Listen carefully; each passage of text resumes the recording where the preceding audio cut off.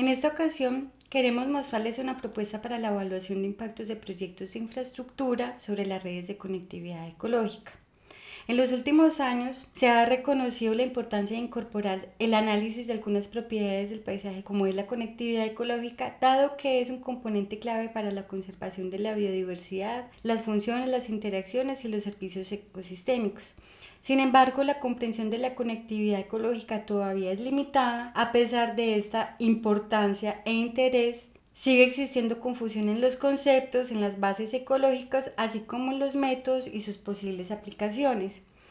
En Colombia existen dos referentes importantes que han desarrollado lineamientos para los estudios de conectividad, como son la Resolución 2851 del 2019 del Área Metropolitana del Valle de Aburrá, que incorpora el análisis de conectividad como un requisito para solicitar los permisos de aprovechamiento forestal, y la metodología general para la elaboración y presentación de estudios ambientales desarrollada por el Ministerio del Medio Ambiente y Desarrollo Sostenible y la ANLA.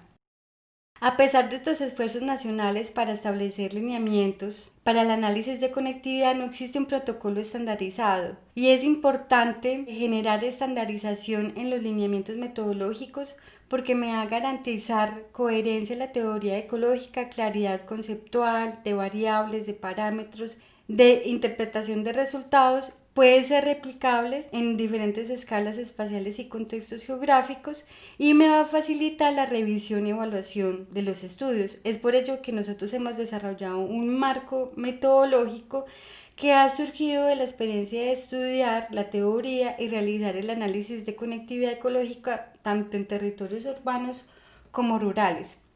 La metodología propone una fase de preparación donde se ubica el proyecto, una creación de escenarios, una fase analítica y finalmente una evaluación cuantitativa y geográfica de los resultados.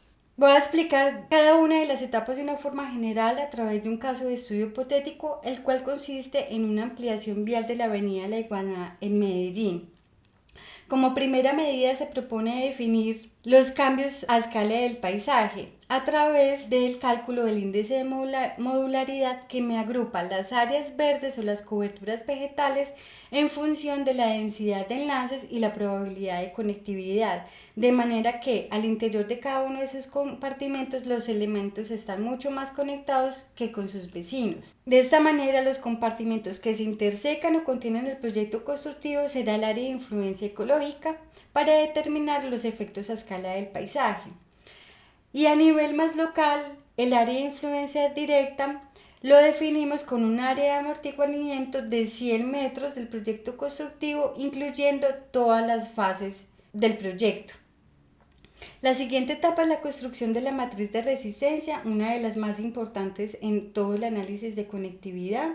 En este caso, realizamos una evaluación multicriterio para valorar el aporte de las variables del medio natural y el medio construido a la conectividad del paisaje, siguiendo el proceso de jerarquías analíticas de SATI. En este paso, el escenario corresponde al estado actual sin ningún tipo de intervención. Y en el futuro se sigue exactamente la misma metodología, solo que tiene que representar las intervenciones del proyecto constructivo, la pérdida y la ganancia de las zonas verdes. En la etapa analítica empleamos la teoría de grafos para el análisis de conectividad. El primer análisis me permite valorar el aporte de cada uno de los elementos del paisaje, como son las zonas verdes y los enlaces a la conectividad del paisaje. Y el segundo análisis me identifica la superficie de las rutas óptimas o rutas de menor costo, permitiendo realizar comparaciones geográficas píxel a píxel. Es importante señalar que los resultados del escenario actual se convierten en uno de los insumos fundamentales para la implementación de estrategias de mitigación y compensación. Para la evaluación cuantitativa de los cambios topológicos de la red de conectividad es necesario calcular las métricas de la red en ambos escenarios y se proponen métricas que sean explicativas, que puedan ser calculadas en programas de acceso libre y tengan soporte teórico fuerte y consistente, y que me represente dimensiones de la conectividad. En este caso proponemos las métricas de probabilidad de conectividad tanto a escala del paisaje como a nivel de enlaces y nodos o áreas nodales. Adicionalmente, grado nodal para los puntos de conexión y distancias en función del costo y distancia euclidiana para los enlaces. Una vez calculado las métricas de la red para cada uno de los escenarios analíticos, es necesario calcular los cambios para las dos áreas de influencia. De esta manera vamos a obtener una tabla con todos los resultados, facilitando la evaluación de los impactos y el grado de restablecimiento o mitigación de la conectividad afectada por el proyecto constructivo. Como por ejemplo, podemos ver que aunque se propone un plan de siembra, las métricas a escala del paisaje disminuyen. Indica que la provisión de la conectividad para toda la red disminuye en el escenario futuro con un porcentaje de cambio menor al 2%. Y a nivel de los enlaces, aumentan el número pero incrementa su costo acumulado, generando enlaces con una calidad inferior que en el escenario actual. Por eso disminuye también los indicadores de probabilidad de conectividad, lo que resalta la importancia también de realizar un análisis de manera integral de todos los cambios en las métricas de la red de conectividad.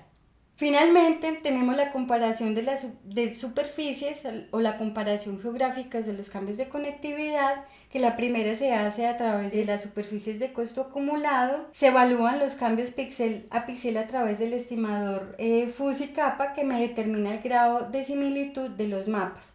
En este caso, el indicador me dice, tiene una similitud del 98% y los cambios se concentran en puntos específicos del área de influencia directo del proyecto constructivo. Y la comparación de los cambios en las superficies de corredores de menor costos se realizó a través de una resta de capas matriciales del escenario actual y del futuro.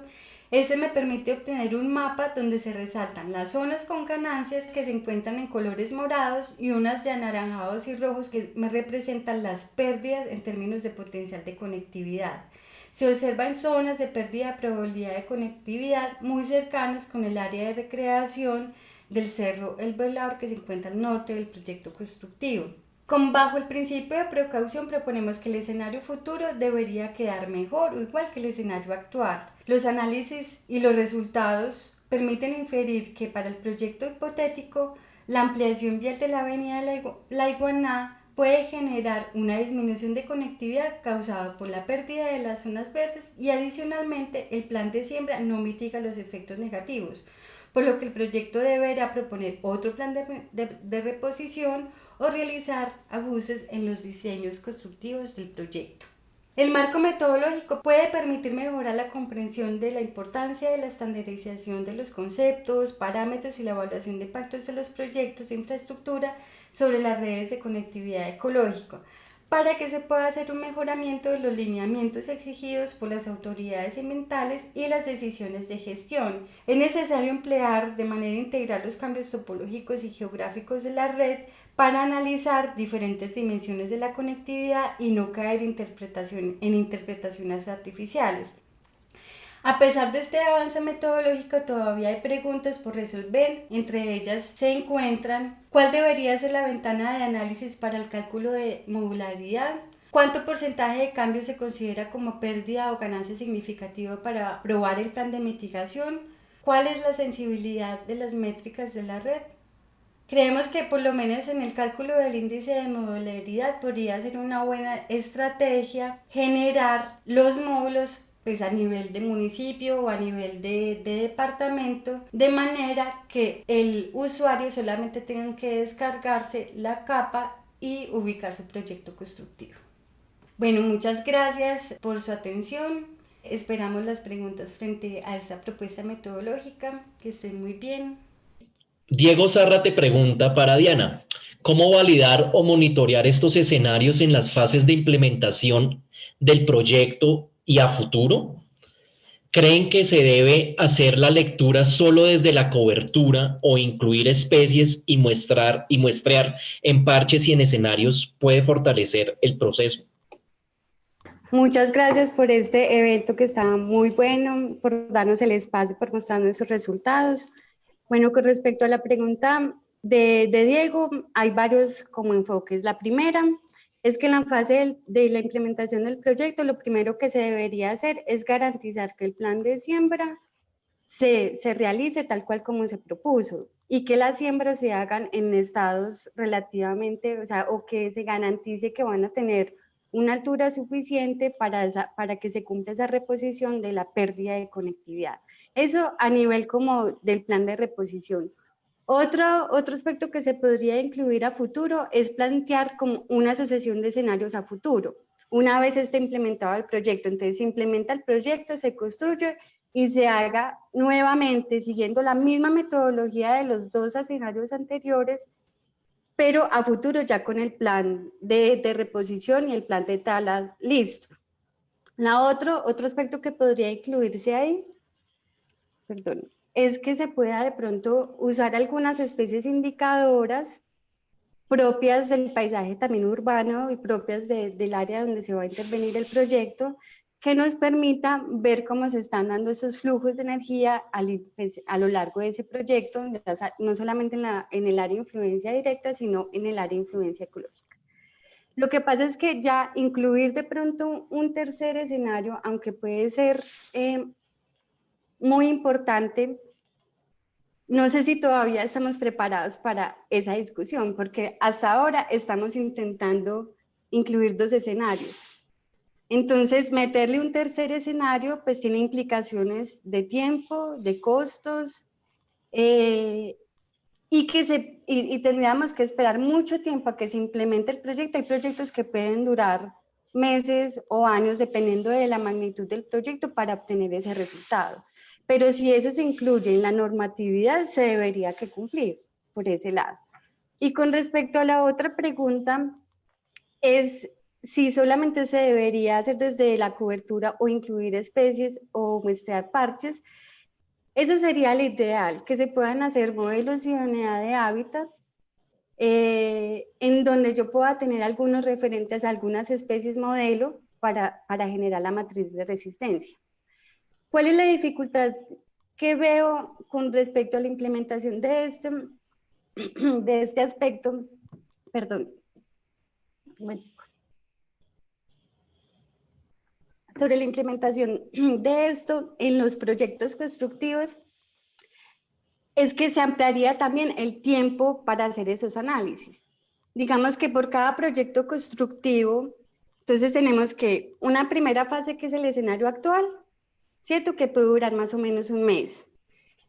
Más o menos 15 días para generar todo el plan de reposición y el plan de tala, porque la idea es que los que se encargan de hacer los diseños paisajísticos, los diseños de reposición, de tala, de siembra, tengan en cuenta los escenarios actuales. Entonces eso puede durar 15 días, un mes.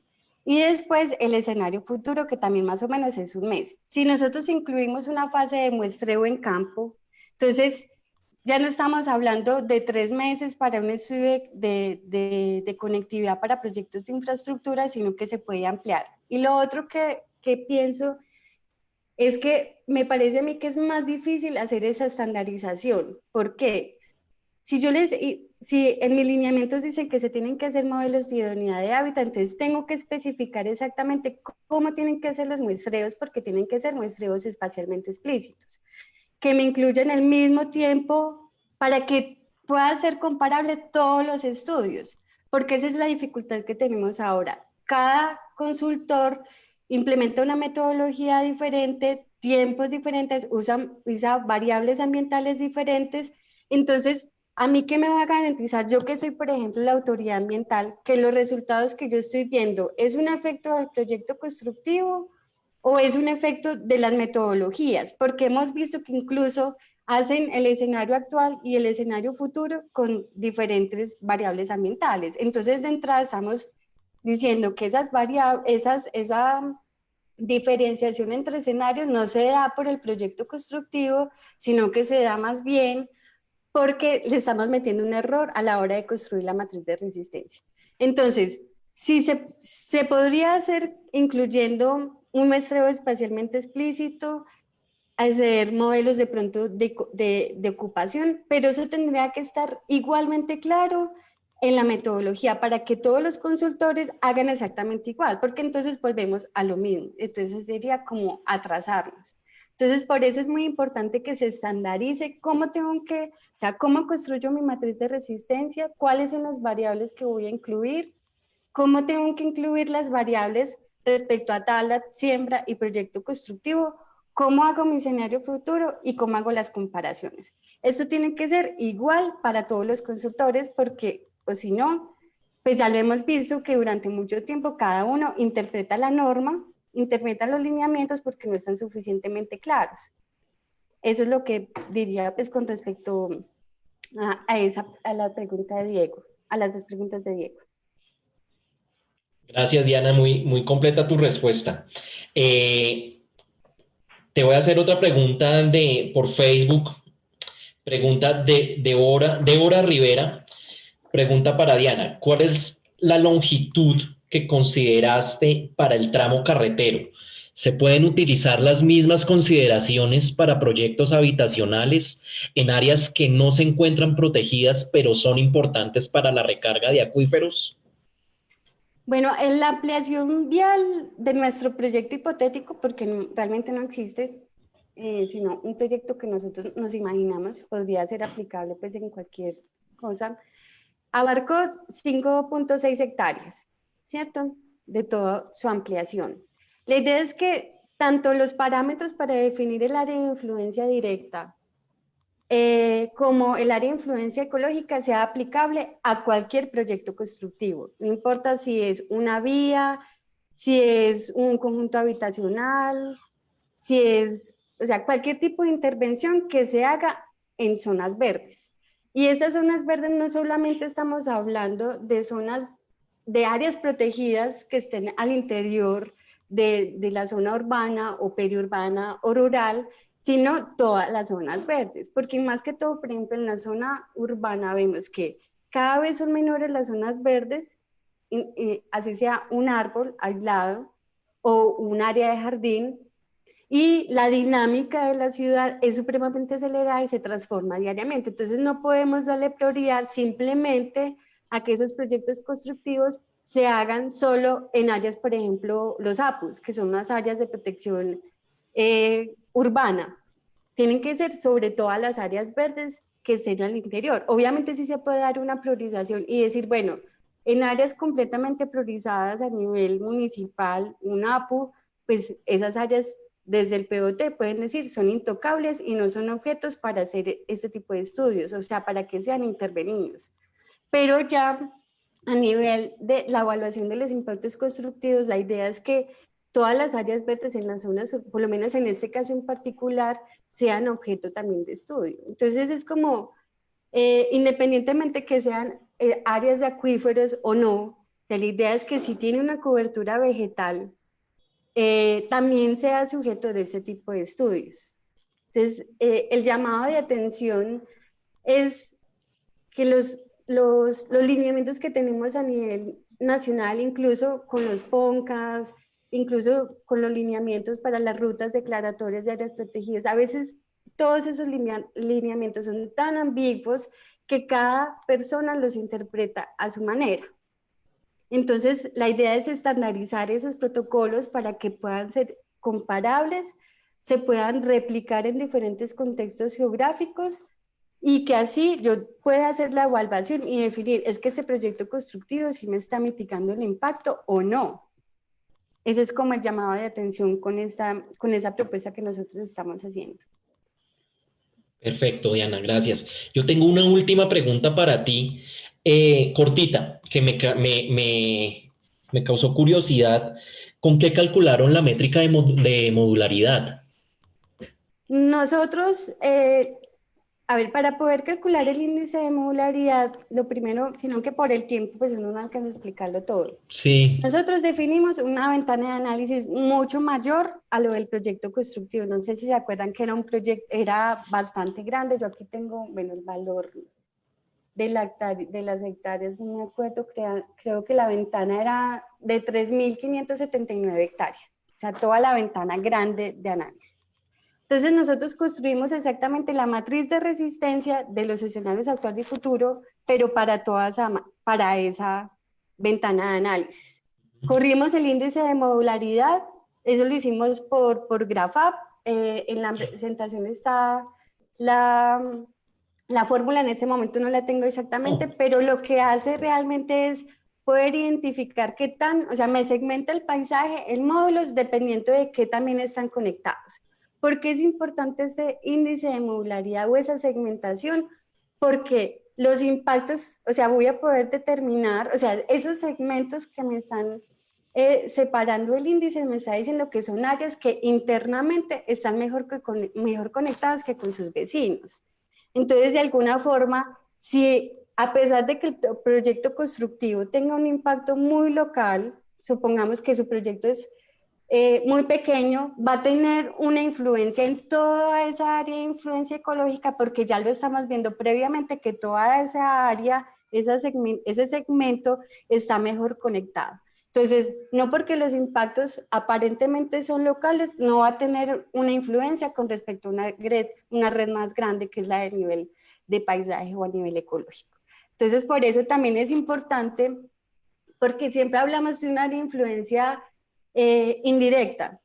Y si vemos en todos los lineamientos que han salido a nivel nacional, todos hablan de cosas diferentes. Ahí también hablan de influencia del proyecto constructivo como tal, habrá áreas de influencia social, pero entonces, ¿cómo evaluamos esa área de influencia ecológica con respecto al paisaje o lo que se da, pues para poder realmente acercarlo a un aspecto más biológico, ecológico? Entonces es ahí donde nosotros proponemos esta metodología como una alternativa para poder abarcar eso, que sería muy bueno en ese aspecto que esas áreas de influencia ya estuvieran, por ejemplo, a nivel nacional. Entonces, independientemente del proyecto, yo ya sé que ubico mi proyecto en determinado municipio, vereda, lo que sea, y yo ya tengo cuál es mi área de influencia y no es algo inviable. Entonces, todas las personas van a tener definidas previamente esas áreas de influencia porque estamos hablando del área de influencia ecológica de todo el paisaje. Entonces, o a nivel de municipio o a nivel de departamento.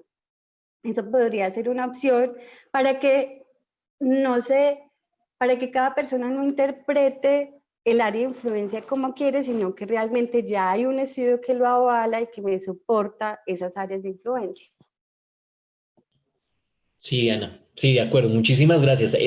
Te cuento que el índice de modularidad, o sea, tenemos que hablar porque ese índice de modularidad lo estamos ahorita también implementando en el paquete R de Macurini.